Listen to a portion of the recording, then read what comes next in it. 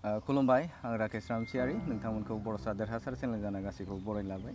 दिनै आङो गोदान मोनसे आयदाखौ लानानै नैबे बाक्सा जिल्लानि बेन्दोङाव थानाय कलियाहागुरि गामिनि बिथां कनक बर' बिथांजों आङो दान्दिसे सम मोगा मोगि लानो सानदों। नैबे फुख्रि याव ना फिसिनायनि सोमोन्दै बिथांजों आं सावरायगोन आरो बिथांनिफ्राय मोन्थिनो लागोन जे नाखौ माबायदि फिसियो आरो टेकनिकेल लाइनजों सरासनस्रायै जोंनाव गासैबो न'खराव बर' न'खराव गासिनाबो फुख्रि दङ, नाथाय जों बै फुख्रिनिफ्राय दि जोङो गोबां ना होनानै जों बेनिफ्राय बेनिफिट मोननो हायो आरो माबायदि टेकनिकेल लाइनजों जों बेखौ फिसिनो हायो बेनि सोमोन्दै बिथांजों रायज्लायगोन। भिडिअखौ नोंथांमोना फार्स्टनिफ्राय जोबजासिम नाय आरो जोबजासिम नायोब्ला बे फुख्रियाव ना होनानै बेसेबां मुलाम्फा मोननो हायो आरो बेयाव मा मा होयो बेनि सोमोन्दै नोंथांमोना मोनथिगोन। बेनिखायनो आं नोंथांमोनखौ खावलायगोन गासैखौबो भिडिअखौ जोबजासिम नायनो थाखाय आं गुरै खावलायबाय।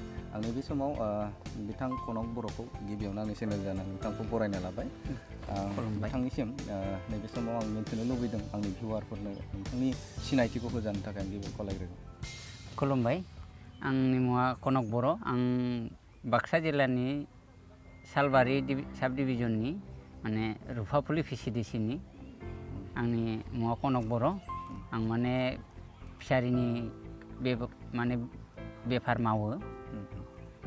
आं नोंथांनिफ्राय मोन्थिनो लुबैदों जे नोंथाङा जिहेतु मोनसे सिगाङावबो नोंथाङा जुखामनिबो आबादनि सोमोन्दै मोगा मोगि लाखांबाय। दा बेवहाय नोंथाङा जुखामबो आबाद मावो, फारसेनो नाबो फिसियो आरो अमानिबो बाथ्रा बुंदों। दा बे बेलायाव नोंथाङा नैबे बेजों माबाफोर रिलेटेड दं नामा जुखामजों नैबे ना फिसिनायनि सोमोन्दै? बेयाव बेखिनिखौ आं बुंगोन, माने जुखाम आरो नाजों माने लोगोसे माने जुखामजोंनो गासैबो सोमोन्दो गोनां, माने जुखामजों सोमोन्दो लानानैनो गासैबो आइडियाखौ लाखानाय। आं दाख्लैबो बुंखादों, जुखामजों लाफानानैनो फिसारि, बेजों लाफानानैनो दाउनि फार्म, बेजों लाफानानैनो अमानि फार्म, बेखिनिया थाखादेरो आरो मोसौ लोगोसे बेखिनिया थाखादेरो आरो। दा बेयावनो आं गासैबो जोंनि बै दा बिथां बड'सा चेनेलनि थ्रुयै आं माने फोरमायनो सानो, माने दा गासैबो बेखौ गोसो होलायना नायनाया गाहाम। माने बयबो फिसारिखौ फिसियो, नंगौ नाखौ फिसियो, खिन्थु फिसारिखौ माबायदि फिसियोब्लाथाय लाब जायो, माने मुलाम्फा मोननो हायो, बेखौ आं फोरमायनो सानदों। गिबियावनो नोंथाङा गंसे फिसारिखौ माने जानायनि थाखायल' बाहायब्ला जाया, जानायनि गेजेरजोंबो माने हमना ला नों बिजनेस लाइनजों फिसिलांनो हायो। जायखिजाया नों हमना ला आधा बिगानि फिसारिबाबो नों बेयाव रां आरजिनो हायो। हमना ला नोङो आधा बिगानि फिसारियाव गैथ्राबाबो नों 20-25 हाजार खामायनो हागोन बोसोराव, जुदि इयारलि नङाब्लाथ' जों 20-25 हाजार नङा थाइबाबो आरजिया जोंनि फिसारियाव। जानानैसो थाङो, जानानैबो फाननो हाबावो। माने बेबायदिनो नाखौ बेबायदि माने जेसेबांखिनि ना नांगौ बेखिनि होनांगोन। हमना ला मोनसेल' रोखोमनि नाखौ होना दोनबाय, फुख्रियाव आदारबो होला जेबो होला, ओरैनो दोनबाय, गुन्दैल'जों नाया देरा। माने आं नोंथांनो गिबियावनो मोनथिजानो लुबैग्रोदों जे फुख्रि खरसेयाव जेनेबा इउजुवेलि गासैबो न'खराव फुख्रि दङ। दा फुख्रि गंसे पारफेक्टलि जुदि कमार्शियेल लाइनाव जों जुदि नायोब्ला, दा फुख्रि गंसेया मा जावनोब्ला माबायदि जानाया मोजां? जेनेबा खायसे आइथाल हाबो दङ, बालासिलाबो दङ। दा बेनि बेलायाव जे खरसे फुख्रिखौ माबायदि नानि थाखाय साफिसियेन्ट जायगाया माबायदिया बांसिन मोजां जायो? साबसिन जायगाना फुख्रि जानांगौब्लाथाय बिनि गोथौथिया माने दै थानायनि डिसटेन्सा 8 फुटनिफ्राय 10 फुटनि गेजेराव जानांगौ। माने गोथौआ बिनिख्रुइ थौसिनबो जानाङा। माने सान्दुंनि बिदुङा जोंनिया 8 फुटहालागैल' थाङोना, 8 फुटहालागै सान्दुंनि बिदुं नांनायनि सिंनि जायगायाव माने जेबो खामानियानो जाखाया। सान्दुंनि बिदुं मोननांगोन बे फुख्रिया, अब्लासो माने नाया देरगोन। सान्दुंनि बिदुं नांहैनायालागैसो आदार जायो नानि, बिनि सिङाव माने नानि आदार जाया। माने जेनेबा 7 बा 8 फुटनि डिसटेन्सआव माने सान्दुंआ बेहालागै सोरखिनो हायो। ओमफ्राय बेबायदि जायगायाव माने बेबायदि जायगायावसो आदार सोमजियो, बेखौसो जायो। माने 7-8 फुट माने गोथौथि जावनांगौ फुख्रिखौ। बेनिफ्राय जावनायनि माथो आरो एसे स्लपिं जावोब्लासो खहाया, नङाबा खहायो, बेखौथ' बयबो मिथिखागौ। बयबो मिथिखागौ बेबायदि जावनानै नाखौ हमना ला गासैबो रोखोमनि नाखौनो होनांगोन बेयाव गोबां बिदनि ना दं कमलकाट दङ ग्रास दङ सिलभार दङ ब्रिकेट दङ रौ दङ मिरगा दङ बाटा दङ बेबायदिनो फौका दङ गासैबो नाखौ हमना ला गिबियावनो जाबाय जोङो बाटा नाखौ जोङो 60% होनांगौ दा माने 60 to 70% आं बिगासे हिसाबाव नोंथांनाव सोंनो नागिरदों दा बिगासे हिसाबाव नाखौ बेसेबां पार्सेन्ट माने गासिबो नाखौ नोंथाङा होनांगौ होनना बुंदों दा बेसेबां पार्सेन्टसो ना होयोब्ला मोजां जायो माने बिगासे हायाव जोङो जुदि फुवान हिसाबै थाङोब्लाथाय 10 केजि फुवान हिसाबाव माने फुवान हिसाबै फिसा फुवान होयोब्लाथाय बिगासे नायाव गासैजों मिलायनानै 10 केजि बेनि 10 केजियाव नोङो 6 केजिखौ 6 बा 7 केजिखौ बाटाना होबाय बेनिफ्राय 2 केजिखौ नों रौ मिरगा होबाय रौ मिरगाजों लोगोसे फौका फैखागोन बे मोनथाम बिद थांबाय बेबायदिनो सिलभार ब्रिकेटखौ नोङो 1 केजि होबाय ग्रास काटखौ 2 केजि होबाय बेबायदि जुदि होयोब्लाथाय नोङो बोसोरनि नाखौ बोसोराव फाननो हायो बेबादिहाय आरो दा माबायाव जेन'बा नाखौ बे इउजुवेलि जेनेबा हमना ला नोङो आदार होबाय आदारखौ दायो रायज्लायगोन आङो दा बेनि सिगांनो जेनेबा नोंथाङा बुंदों मा बे जिखिनि ना बिगासेयाव बेखिनि ना होबा 10 केजि होनना बुंदों ना दा 10 केजियाव दा बैफोर नाफोरा बेसेबांसो 1 इयाराव बेसेबांसो देरो बायदि बेयाव देरनाय नाया जोंना ग्रास काट बेयो केजिसेनि 1.5 केजि 2 केजियालागै जागोन नों जाहोनायजों लोगोसे खोथा बोसोराव बेनिफ्राय आरो भौका ओमफ्राय सिलभार ब्रिकेट बिसोरो बोसोरनि नाया बोसोरावनो 1.5 केजियालागै जागोन 1 निफ्राय 1.5 केजि बेनिफ्राय नोङो रौ मिरगा बा कमलकाट नाया बोसोरनि नाया बोसोराव 1 केजि 1.5 केजि जाया फैगौ बोसोरावसो माने 1.5 केजि बानायनो हायो आरो रौ मिरगा बा बाटा बा कमलकाट बेफोरखौथ' बांद्राय गेदेर नङाबाबो बेखौ फिसानिफ्रायनो फानखायो हमना ला रौ मिरगाखौ जोङो सेरसेयाव 10 थाखा मुथिनायनिफ्रायनो फानो हमना ला कमार्सियेल माबायाव थाङोब्लाथाय नोङो बांद्राय गेदेर खालामोब्लाथाय लाब जाबाङा लससो जायो मानो होनबाथाय फिसायावनो फानोब्लाथाय हमना ला फिसायावनो नों जिखिनि मुलाम्फा जागोन बोसोरनि नाखौ बोसोराव फानब्लाथाय बोसोरनै लाखिब्लाथाय बेयाव मुलाम्फाया खम जायो आदारखौ होबाय थानांगौ जायो नालाय दा नोंथाङा मा आदार होनाय जायो बेवहाय जोङो सिजन लानानै आदारखौ होयो जोङो मेसें सिजनाव हमना ला गोजां बोथोराव माने सापर होयो सापर बेनिफ्राय दैज्लां बोथोराव हमना ला बैसागो जेथो मासनिफ्राय जोङो कयल होसिगोन कयलजों लोगोसे माने टेकनिकेलि मडेलै मावनाय माने बिजनेस हिसाबै मावनाय जायो नालाय जों माने नानि आदारखौ माने खम खरसायाव बानायनो थाखाय माने जोङो इउरिया आरो सुपार होनाय जायो आरो माजों लोगोसे बे दानाजों लोगोसे ओमफ्राय बे होनायनि माबाया मा जेनेबा हमना ला इउरिया आरो सुपार होनायनि बेजों जेनेबा दानाया जेनेबा एसे खम जानायनि बाथ्रा बुंदों दा माबोरै बे दानाया बारा जायो नामा बेखौ होयोब्ला बे सुपार आरो इउरियाखौ होयोब्लाथाय हमना ला जोङो बै फुख्रिखौ जे जोङो मा होनदों खायमा जे जायोना फुख्रिनि दैया बै खायमा बानायनो थाखाय जोङो जुदि कयल होयोब्लाथाय जोङो 4 बेग होनांगौ जायो मास मोनसेयाव जुदि 1 बिगानि फुख्रियाव 4 बेग नांगौ बेयावनो जुदि जोङो बेखौ जुदि खम खरसायाव जुदि माबानो थाङोबाथाय बिगासेयाव जोंना सुपार 2 पेकेट बेनिफ्राय आरो इउरिया आधा पेकेट बानो जायो हमना ला 20 केजि इउरिया बेनिफ्राय आरो 1 कुइन्टेल सुपार होब्लानो जोंना बेखिनियाव जायो होमब्लाना बिथिंजाय जाहैबाय 1000 बिथिंजाय जाहैबाय 200 1200 थाखायाव जाहैबाय ओमफ्राय जुदि कयल होयोब्लाथाय जोंना 4000 थांखायो 4000 थाङो दा बेबायदि माने फैसानि खंखियाखौ खमायनो थाखाय माने खरसाखौ खमायनो थाखाय जों माने बै इउरिया आरो सुपारखौ होनाय जायो बेनिफ्राय बै इउरियायाव होनायाव जेनेबा नोंथाङा खायमा जानाय होननानै बुंदों दा बेखौ जायो नामा? बेखौ नाया जायो। नाया जायो। बेखौ नानि आदार बियो। नानि आदार बानायनो थाखायनो बेखौ होनाय जायो। ओमफ्राय ओरैनो गोबां सावरायलायो आरो गामिफोरावबो जेनेबा बबेबा सक बाजारफोराव बिदिनो बाथ्रा बुङो जे इउरिया होनाय नाया थाबनो सेवो आरो बेखौ जायोब्ला साइड इफेक्ट जायो होनना बुङो। दा नोंथांनि बुंनाया मा? बेखौ बुंनाया आंबो बुंगोन माने साइड इफेक्टआ जायो। माने बेनिखायनो बुङो मा जोंनि किसुमान बिजनेसमेन दङ बैसोर बिजनेसमेना खालि बिजनेसखौल' नायो। दिनै जोङो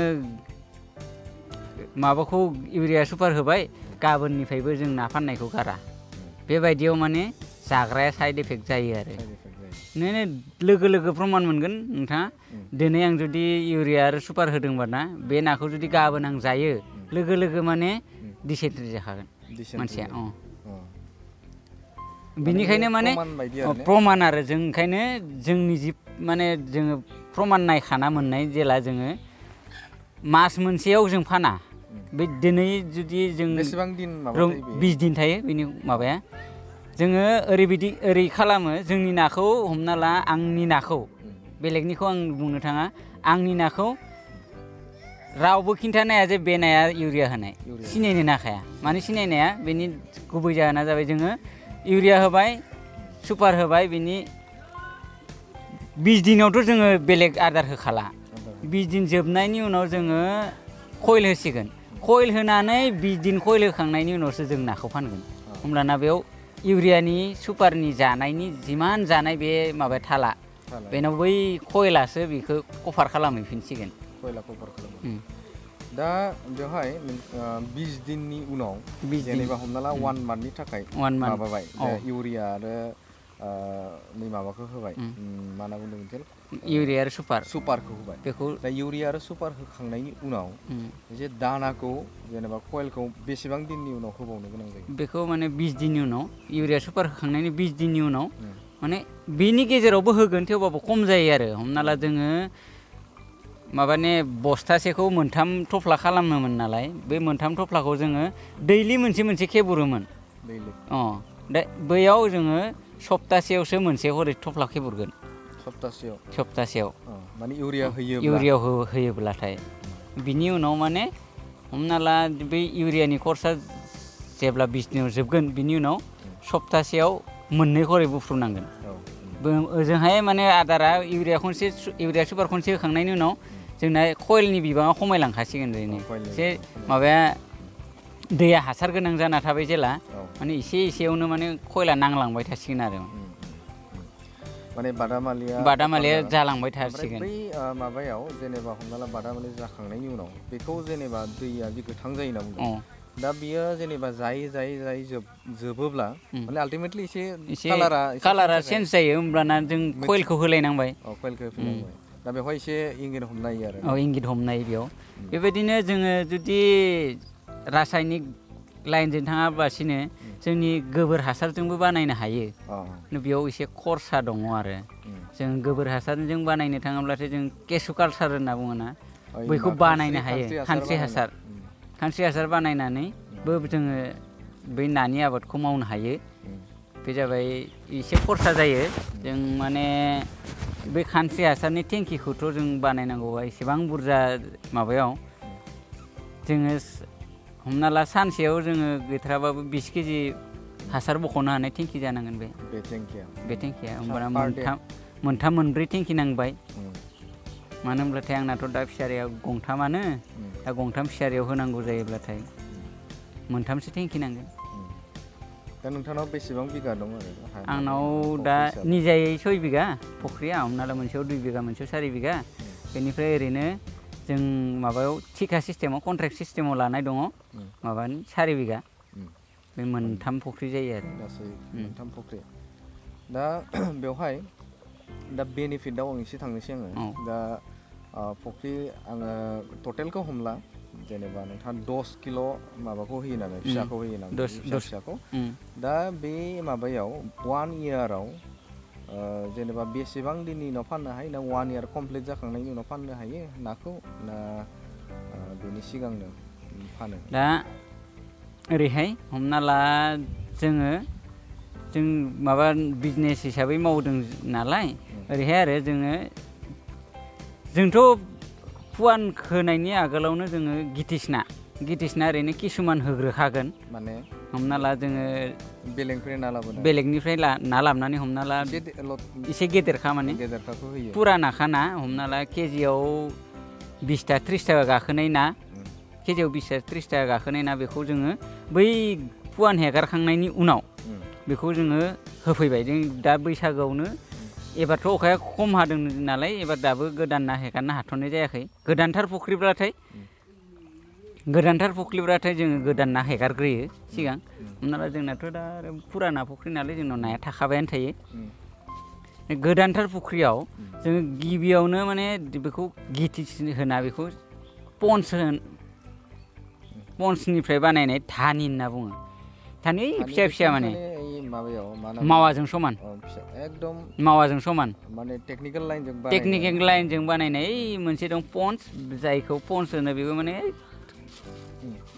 मेगनजों मोजां नुस्लाबानो माने जों जे दैयाव पन्स होनना बुङो बेखौ बेखौ माने दैयाव जे जों दै जमा जानाय एम्फौ सोमजियोना बे एम्फौजों समान बेखौ होनो पन्स बेनि 15 दिन जानायखौ होनो धानि बै धानिया जाबाय मावाजों समान जायो बे मावाजों समानखौ लाबोनानै जों 10 केजि ना होगोन बेयाव बे 10 केजि ना होखांनायनि सप्तासे उनाव जोङो बेयाव गितिस होनना बुङो बेखौ जायखौ केजिसेयाव माने 20थासो गाखोनाय बेखौ होनायनिफ्राय जोङो आदार होनानै 20 दिननिफ्राय 30 दिननि गेजेराव ना फाननायखौ सुरु 20-30 दिननि गेजेरावनो फानबाय धानि होनाय बेखौथ' फाननो हानाय बे धानि होनायाबो माने मथा मथि खनसे बोबायना बै समाव जों आसिमा बोरायसे मोनहैगोन 20 दिननि उनाव बे आसिमा बोरायसे जानायखौ जों मास मोनसे उनाव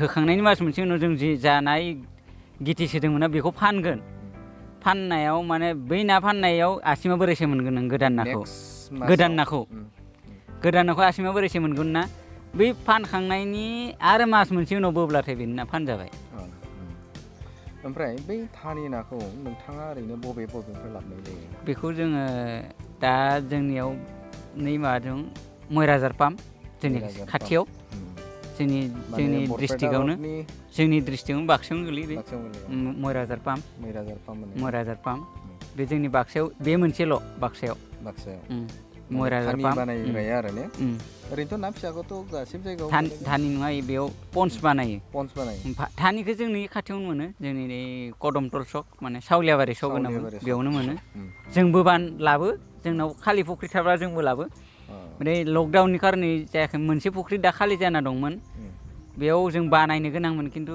लकडाउननि थाखाय दा आरो मुस्लिमनाव थांनाय एसे गावखौनो गाव माबाथ' मानो होनबाथाय जोंनाव कभिड-19 मुस्लिमनाव बांसिन जादों नालाय आरो जोंनि बै दासिमबो जोंनि बर'आव बानायनो हाथ'वाखै माने बेबादि जोंनाव माने पन्स बानायनाय जोंनाव दासान्दि बेबादि मालिक ओंखारथ'वाखै दा जोंबो आं बेखौ सोंनो नागिरदों पन्स बानायनायनो पन्सखौ जेनेबा नानि जोलै बेखौ बहा मोननाय जायो बेखौ जोङो मोननाया जों निजेसो बानायनांगोन हमना ला बेयाव कर्स लानांगौ दङ बेनि थाखाय हमना ला जों एसे एला मोनथाराखै नङा माबोरै मिन्थिबाय आरो हमना ला जों बैसागोनि सिगाङाव जोङो अखा जुदि हायोब्लाथाय नाया बिदै जायो बै बिदै जानाय समाव इन्जेक्सन बायनानै मोनो नानि थाखाय इन्जेक्सन दङ गरम जानाय